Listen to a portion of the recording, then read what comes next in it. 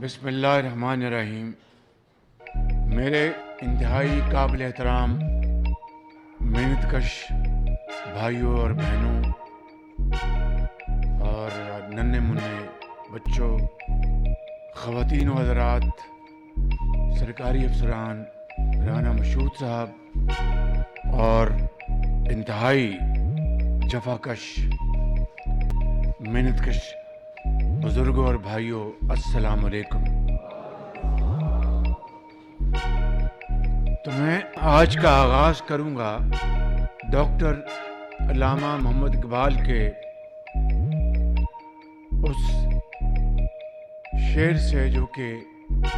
رہتی دنیا تک عوام کو ہمیشہ گرماتا رہے گا۔ کروڑوں نہیں بلکہ پوری دنیا میں اربوں لوگوں کو، ان کے دلوں کو جگاتا رہے گا، گرماتا رہے گا۔ اور وہ شعر ہے، تو قادر و عادل ہے مگر تیرے جہاں میں ہیں تلخ بہت بندہ مزدور کے اوقات۔ یہ ہیں تلخ بہت بندہ مزدور کے اوقات۔ اس سے بہتر انداز میں اس ملک پاکستان میں لاکھوں کروڑوں محنت کشوں کی جو آواز ہے، اس سے بہتر وہ سنائی نہیں دی جا سکتی، اور پیغام ہے اس سے توانا اور طاقتور پیغام مزدور کا، بندہ مزدور کا نہیں دیا جا سکتا۔ مگر اس سے بھی بڑھ کر گو کہ یہ یوم مئی کی تحریک شکاگو سے چلی، مزدوروں کی تحریک جس نے عالمی رخ اختیار کر لیا، اور آج یوم مئی کے اوپر اس موقع پر پوری دنیا میں اس دن کو منایا جا رہا ہے۔ لیکن قرآن کریم نے جو محنت اور امانت کے حوالے سے جو احکامات دیے ہیں، میں سمجھتا ہوں کہ وہ ہم سب کے لیے سرمایہ حیات ہے۔ اور اسی طرح نبی کریم صلی اللہ علیہ وسلم نے جو محنت کی عظمت بیان کی ہے، میں سمجھتا ہوں کہ اس کے بعد دنیا کا کوئی مورخ، تاریخ دان، شاعر وہ قرآن حکیم کی ان تعلیمات کو اور نبی کریم صلی اللہ علیہ وسلم کے اسوہ حسنہ کو ہر جگہ اس کو ہمیشہ پذیرائی ملتی رہے گی۔ میرے بھائیوں، بزرگوں اور بہنوں، میں نے آج اپنے دل کی گہرائیوں سے آپ کو اپنے گھر میں مودع کیا ہے۔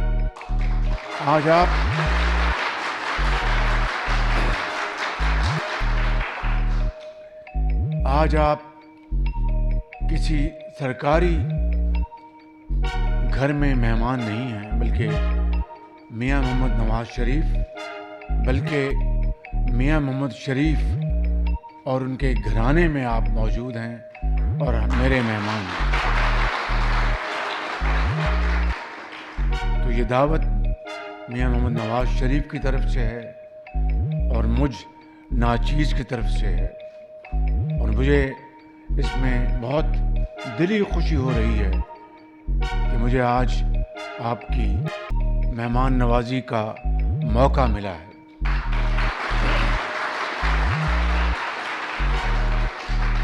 میرے بزرگوں، بھائیوں اور بہنوں، میں آپ کو ایک سچی حقیقت کی طرف توجہ دلانا چاہتا ہوں، اور وہ یہ کہ آج واقعی बंदा मजदूर के औकात बहुत सख्त है और ज़िंदगी गरीब आदमी के ऊपर तंग है। महंगाई जिसकी वजूहात हम अच्छी तरह जानते हैं, उसने आम आदमी की ज़िंदगी को बहुत ज़्यादा तंग बना रखा है। गो कि आज भी अल्हम्दुलिल्लाह डीज़ल और तेल की कीमतों में आज फिर कमी हुई है, लेकिन ये कमी उस महंगाई का मुतबादल नहीं है जिससे कि आम आदमी को रोज़ उसका वास्ता पड़ता है। उसके बच्चों को तालीम, स्कूल के लिए यूनिफॉर्म, बीमार माँ या बेटी के लिए दवाई, और शबाना रोज़ मेहनत के बावजूद दिन के अखराजात बड़ी मुश्किल से बंदा मजदूर बड़ी मुश्किल से वो अखराजात बर्दाश्त करता है। ज़िंदगी उसके ऊपर तंग है। मैं समझता हूँ कि आज के दिन के हवाले से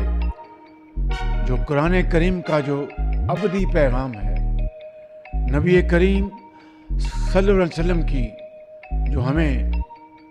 जो उनकी जो तालीम है, उनका जो पैगाम है हदीस शरीफ के ज़रिए,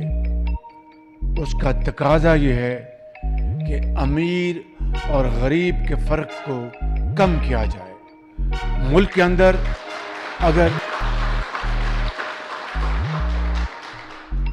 अंदर अगर उमरा या कारोबारी हजरात अपनी मेहनत से वो तरक्की करते हैं और दौलत पैदा करते हैं, तो फिर हमारे दीन का ये अबदी पैगाम है, अज़ल से लेकर रहती दुनिया तक। और कुरान करीम की अहकामात बिल्कुल वाज़ेह हैं कि इनमें आप खुद भी, अपने बाल बच्चों के लिए भी आप जायज़ तौर पर इससे इस्तिफ़ादा हासिल करें, और इनमें उन लोगों का भी हक है जो कि मफलूकुल हाल हैं, जो मेहनत करने के बावजूद जिनके पास इतने वसाइल नहीं कि वो अपने घर का खर्चा आसानी से चला लें। एक नया घर और एक बेहतर ज़िंदगी तो दूर की बात है। ये हैं वो कुरान करीम की रोशनी में अहकामात जो कि हम सब पर लाजिम हैं, मुझ पर लाजिम हैं, और पाकिस्तान के उन तमाम अफराद पर जिनको अल्लाह ताला ने नेमतों से नवाजा है। और मैं समझता हूँ कि मेहनत कश की जो उसकी जो मेहनत है, देखिए कि नबी करीम सल्लल्लाहु अलैहि वसल्लम ने क्या हुक्म फरमाया कि मज़दूर की पसीना खुश्क होने से पहले उसकी उजरत उसके हवाले कर दो। ये है वो पैगाम जो कि हमारे नबी करीम सल्लल्लाहु अलैहि वसल्लम ने हमें दिया अमल पैरा होने के लिए। किस हद तक हम उसके ऊपर अमल पैरा हुए, ये हम सब इसका अच्छी तरह अंदाज़ा लगा सकते हैं। मैं आज बतौर खादिम पाकिस्तान आपकी खिदमत में अर्ज़ करना चाहता हूँ कि मेरे वालिद मरहूम भी एक मज़दूर थे। उन्होंने अपनी इब्तदाई तालीम खालसा कॉलेज अमृतसर में, वहाँ से उसका आगाज़ किया। फिर लाहौर में पाकिस्तान बनने से पहले, बहुत पहले वो यहाँ पर 30 की दहाई में वो लाहौर आ गए और अपने 6 भाइयों के साथ एक लोहे की फैक्ट्री में मजदूरी करते थे। और मेरे वालिद साहब दिन में फिर यहाँ पर दयाल सिंह कॉलेज में उन्होंने दाखिला लिया। वहाँ पर उन्होंने तालीम हासिल की और تعلیم حاصل کرتے تھے اور جا کے جب پھر شام کو اس فیکٹری میں مزدوری کرتے تھے. تو میں نے اپنے والد مرحوم سے جو مزدور کے اوقات، اس کی محنت اور اس کی عظمت کی جو داستان سنی ہے، جو خود وہ ایک اس کا عملی نمونہ تھے، مجھے میرے دل میں میاں نواز شریف کے، ان کے دل میں، اور یہاں کی ہماری بیٹی وزیر اعلیٰ پنجاب، ان کے دل میں آپ کو دل کی اتھاہ گہرائیوں سے بلا خوف تردید کہنا چاہتا ہوں کہ مزدور کی عظمت کا ہمیں پورا احساس ہے.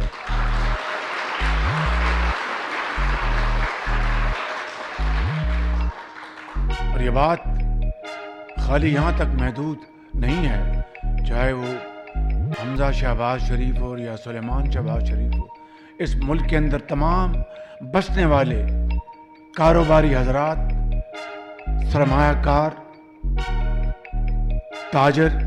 ان کو اللہ تعالیٰ اور توفیق عطا فرمائے کہ وہ ملک کے لیے دولت پیدا کریں، لیکن یہ دولت کے اوپر ان کا کلیتاً حق نہیں ہے. اس میں آپ کا حق ہے، کروڑوں ان لوگوں کا حق ہے اس ملک کے اندر جو ان فیکٹریوں میں کام کرتے ہیں. سرمایہ بطور خود اس وقت تک دولت پیدا نہیں کر سکتا جب تک کہ مزدور اس میں شامل نہیں ہوگا. مزدور کی محنت سے سرمایہ میں برکت آتی ہے اور اس میں دولت پیدا ہوتی ہے اور قوم خوشحال ہوتی ہے. اور اگر وہ محنت کش، چاہے وہ دہکا میں، چاہے وہ اپنا شدید گرمی میں دیکھتی ہوئی بھٹی میں، فیکٹریوں میں، پلانٹس میں جو کام کرتا ہے دن رات اور بے پناہ خطرات مول لے کر شبانہ روز محنت کرتا ہے، اگر اس کا حق اور جائز حق اس کو فی الفور نہیں ملے گا تو یہ ملک ترقی نہیں کر سکتا. اس لیے سرمایہ کار اور محنت کش ایک ہی گاڑی کے پہیے ہیں، اور ایک اگر پہیہ کتنی تیزی سے چلے اور دوسرا پہیہ تیزی سے نہیں چلے گا تو وہ گاڑی نہیں چل سکتی اس سپیڈ پر جس کے لیے وہ گاڑی بنائی گئی ہے. اس لیے میں سمجھتا ہوں کہ اس ملک کے اندر ہر فیکٹری میں ایک پہیہ سرمایہ کار ہے اور ایک پہیہ وہاں کا محنت کش ہے. ہر دکان، ہر شاپنگ مال، کاروباری دفتر، یہی شکل میں سمجھتا ہوں کہ ہر جگہ لاگو ہوتی ہے. تو میں آج یہ آپ کو آپ کی خدمت میں عرض کرنے آیا ہوں کہ گو کہ پاکستان کے معاشی حالات انتہائی چیلنجنگ ہیں، یعنی بہت مشکلات سے دوچار ہیں، اور ہم سب مل کر دن رات کوشش کر رہے ہیں کہ انشاءاللہ کہ پاکستان کے حالات اللہ تعالیٰ ہم سب کی اجتماعی محنت کاوش اور خلوص کے ذریعے اس کو بدل دے، خوشحالی میں بدل دے، اور پاکستان اپنے پاؤں پہ کھڑا ہو، پاکستان کی معیشت کو چار چاند لگے اور طاقتور بن جائے. اور یہ ممکن ہے. کس طرح ممکن ہے؟ آپ کی محنت کے ذریعے اور سرمایہ کے ذریعے، منصفانہ نظام کے ذریعے، جہاں پر آجر اور اجیر مل کر پاکستان کی ترقی کرے، تب پاکستان ترقی کرے گا. اس کے لیے میں بطور خادم پاکستان بہت ہم دور از گہری تبدیلیاں لے کے آ رہے ہیں، جس سے کہ جو پیسہ پاکستان کا 1 کروڑ نہیں، 1 ارب نہیں، 100 ارب نہیں، کھربوں روپے جو ڈوب رہے ہیں، ضائع ہو رہے ہیں، کرپشن کی نظر ہو رہے ہیں، ان کو انشاءاللہ ہم واپس لانے کے لیے دن رات کوششیں کر رہے ہیں. ابھی میں سعودی عرب سے آیا ہوں اور آپ یقین کریں کہ وہاں کے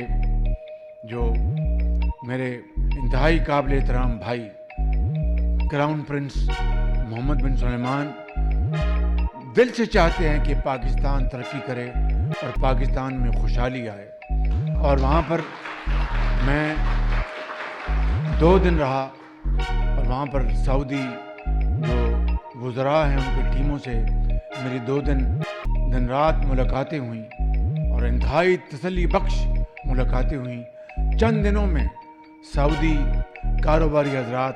پاکستان آنے والے ہیں انشاءاللہ اور اس سے ہمارے تجارتی روابط بڑھیں گے. لیکن میں آج یوم مئی کے حوالے سے یہ کہنا چاہتا ہوں کہ پاکستان کے کاروباری حضرات کی خدمت میں انتہائی صدق دل سے اور سرمایہ کاروں کی خدمت میں انتہائی صدق دل سے کہ اگر آپ پاکستان میں ترقی چاہتے ہیں تو پھر ہم سب اپنے خاندان کے افراد کے علاوہ جو محنت کش ہے ان کے بچوں کے لیے تعلیم، اسکول اور ان کے لیے علاج کے لیے وہ ہم منصوبے بنائیں جو کہ دنیا کے ترقی یافتہ ممالک میں بنائے جاتے ہیں، جہاں پر مزدور کے بیٹے بھی انجینئرز بنتے ہیں، مزدور کی بیٹی بھی ایک ڈاکٹر بنتی ہے اور مزدور کا ایک بچہ بھی سیاست میں ملک کے لیے ترقی کرتا ہے. یہ کہیں دنیا میں نہیں لکھا، کہیں نہ اسلام میں اس کی اجازت ہے کہ مزدور کا بیٹا ہمیشہ مزدور رہے گا اور امیر کا بیٹا ہمیشہ امیر رہے گا. یہ نہ اسلام ہے نہ پاکستان بننے کا یہ مقصد تھا. یہاں پر ہر ایک کو پورا حق ہے کہ وہ اپنی محنت دیانت کے بل بوتے پر معاشرے میں اپنا جائز مقام حاصل کرے. یہی وجہ تھی کہ حضرت قائد اعظم نے عظیم تحریک چلائی اور لاکھوں مسلمانوں نے اپنے خون کا نذرانہ پیش کیا. اس لیے نہیں کہ ایسا پاکستان جہاں پر جبر ہو، جہاں پر لوٹ کھسوٹ ہو، جہاں پر غریب تر ہو جائے، امیر تر ہو جائے. یہ پاکستان بنانے کا مقصد نہیں تھا. پاکستان بنانے کا مطلب یہ تھا کہ ایک ایسا ملک مارز وجود میں آئے جہاں پر اسلامی ایک ویلفیئر اسٹیٹ، رفاہی مملکت بنے، جہاں پر ہر ایک کو وہ ترقی کرے تو آگے بڑھے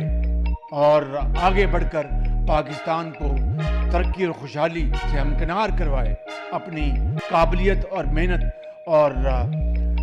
انتہائی ذہانت کے بل بوتے پر. مگر آج سفارش سکہ رائج الوقت ہے. آج کرپشن ان تمام چیزوں کا خاتمہ ہونے والا ہے، ان تمام معاملات کا خاتمہ ہونے والا ہے انشاءاللہ. ہم مل کر پاکستان کو، میں انشاءاللہ آپ کے سامنے اس بات کا وعدہ کرتا ہوں کہ اپنے لیڈر نواز شریف کی قیادت میں ہم سب مل کر تمام حکومتی ادارے، کیبنٹ، پارلیمان اور تمام ادارے، چاہے وہ ہمارے ریاستی ادارے افواج پاکستان ہو یا عدلیہ ہو یا دانشور ہوں یا ڈاکٹرز ہو یا انجینئرز ہوں، ہم مل کر پاکستان کو انشاءاللہ اس کا جائز مقام دلوائیں گے اور جلد پاکستان اقوام عالم میں اپنا عظیم مقام حاصل کرے گا.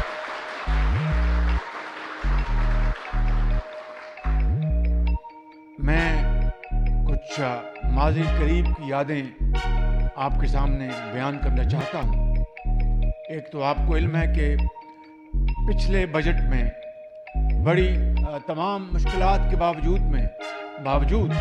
سرکاری ملازمین کے لیے ہم نے جو منیمم تنخواہ تھی وہ اس کو 30,000 روپیہ کیا تھا اور انشاءاللہ اللہ تعالیٰ نے موقع دیا تو اس بجٹ پر جتنی بھی کوشش ہوگی اس میں اضافہ کرنے کی، تمام مشکلات کے باوجود اس میں اضافہ کرنے کی پوری کوشش کریں گے. اور جو شاہ خرچیاں ہیں، فضول خرچیاں، اس میں بے پناہ کمی لے کر آئیں گے.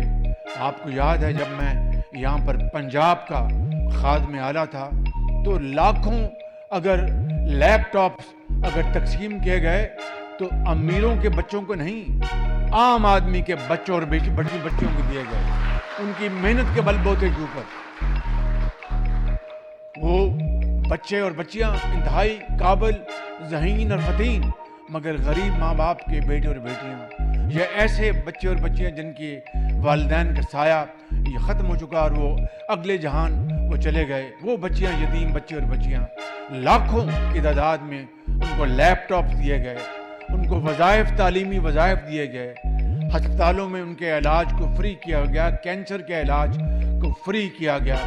اسی طریقے سے جو تعلیمی وظائف تھے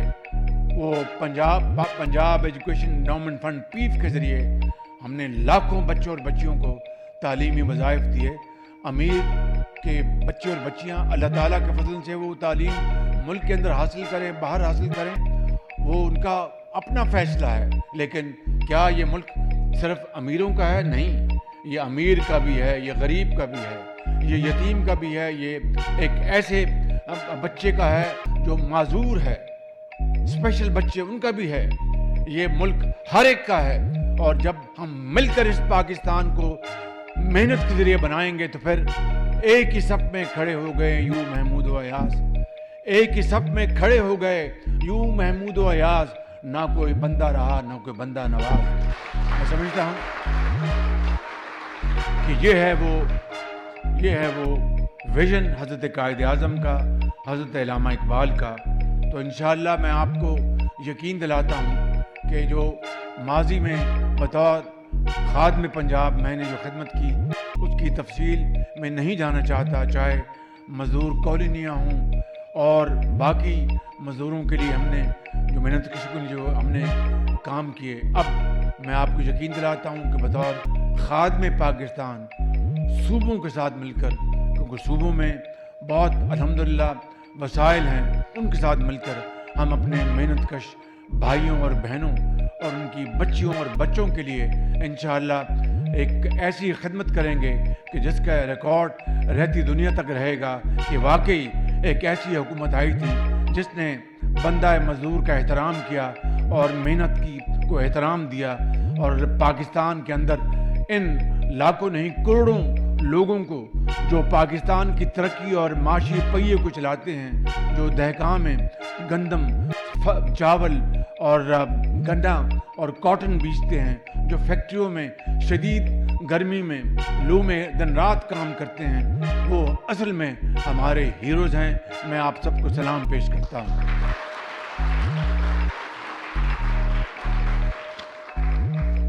آخر میں یہاں پر موجود جو سیکرٹری ہیں ان کو بھی میں یہ کہوں گا کہ ایک سچے پاکستانی اور ایک قابل ایک سرکاری افسر کی طرح آپ پاکستان میں محنت کش کی حالت سنوارنے کے لیے، بہتری لانے کے لیے، جو ہمارے وزیر صاحب ہیں وہ اس وقت پاکستان سے باہر ہیں، وہ یہاں موجود نہیں، تو ہم مل کر انشاءاللہ ایک آپ کی ترقی اور خوشحالی کے لیے، تاکہ آپ کے بچوں کو تعلیمی وظائف، آپ کے بچوں کو علاج مہیا ہو، اور خدا نخواستہ کوئی اپنی محنت کی فرش نازی میں اگر اس کی زندگی چلی جائے تو اس کے بچے جو ہیں پھر وہ لوارث نہ ہوں، ان کے لیے ایک نظام ہو جو کہ ان کو پورا یقین ہو کہ ہم لاوارث نہیں ہیں، ہمیں یہ نظام تعلیم بھی دلوائے گا اور ترقی بھی دلوائے گا اور خوشی بھی کرے گا۔ میں آپ سب کا ایک مرتبہ پھر شکریہ ادا کرتا ہوں اور آپ کو یقین دلاتا ہوں کہ انشاءاللہ آپ کی محنت کی بدولت پاکستان ترقی کرے گا، اور اس کے لیے آپ کی بہتری اور خوشحالی کے لیے ہم کوئی کسر نہیں چھوڑیں گے۔ اقبال کے اس شعر پر اپنی بات ختم کرتا ہوں کہ تمنا آبرو کی ہے اگر گلزار ہستی میں، تمنا آبرو کی ہے اگر گلزار ہستی میں، تو کانٹوں میں الجھ کر زندگی کرنے کی خو کر لے، نہیں یہ شان خودداری چمن سے توڑ کر تجھ کو کوئی دستار میں رکھ لے، کوئی زیب گلو کر لے۔ پاکستان پائندہ باد۔